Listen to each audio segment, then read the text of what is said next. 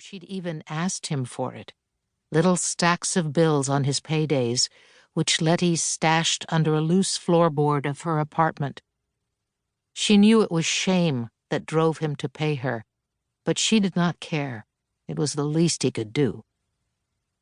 "Game over, Zacharias," Letty said, fighting a yawn. "Enough, por favor." She was too tired for childish play tonight. But there was no Zacharias jumping to his feet and yelling, "Surprise!" Always the joker, always the clown. Louder. "Zack!" The American name he'd insisted she use, especially when they were around the rich white people who put food in Letty's and Andres's mouths, roofs over their heads. The bosses, who did not know her brother was a bastard with a Mexican mother. "You stop this playing right now, Zacharias." Firmly, this is how her bosses spoke when they sent their spoiled children to a timeout. Many of these same rich white women stayed thin and hard by exercising at this gym. How amused they would be, Letty thought, to see their handsome trainer, Coach Zack, acting so silly. One of her brother's hands was stretched out, and just past his fingertips was that damn prayer book he carried everywhere, often tucking it in the waistband of his shorts when he lifted weights.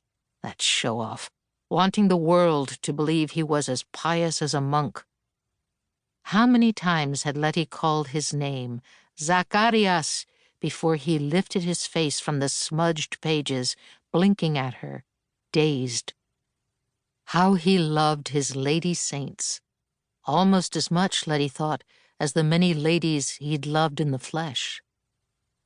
She counted to 10, waiting to see his wide, muscled chest fill with breath. Nothing. Something was wrong. A loosening spread low in her belly.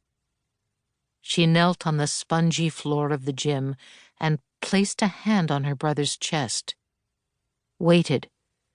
Prayed his chest would rise and fall, just as she had the first night her Andres had returned from the hospital after the accident. She had slept on the floor by her son's bed, startling herself awake to check he was breathing, thanking the Virgin when his tiny chest trembled like a baby bird's. Letty pounded on the place where she guessed her brother's heart might lie, using both her fists, begging him to breathe, wake up, rise, move. She shouted prayers to the saints he had loved. "Oh, Santa Teresita del Niño Jesús, por favor, please, please." How could they abandon him, abandon her? Now. Frantic, she rolled him onto his side. A puddle seeped out from his gym shorts. She smelled the stink. He had shit himself. The cheeseburger she'd eaten at lunch rose in her stomach.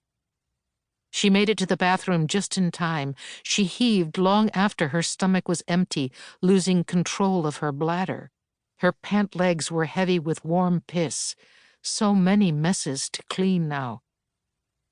Her own face in the bathroom mirror was pale like her brother's, as frightened as a child's, reminding her of Andres, who at that moment was sound asleep in her car parked in front of Color Theory Fitness, only a few steps away from where his beloved Tío Zacharias lay on the floor of the gym, the blue band looped around his neck.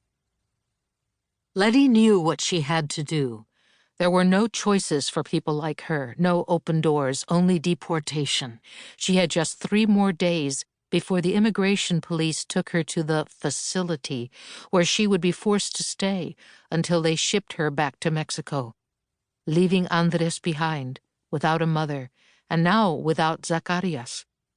That Andres would still have his uncle had been Letty's only consolation.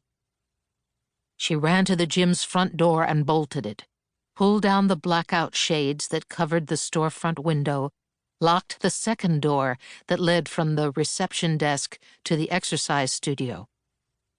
She found the container of powdered bleach in the bucket of cleaning supplies she used to wipe away the sweat left on the foam mats, weights, and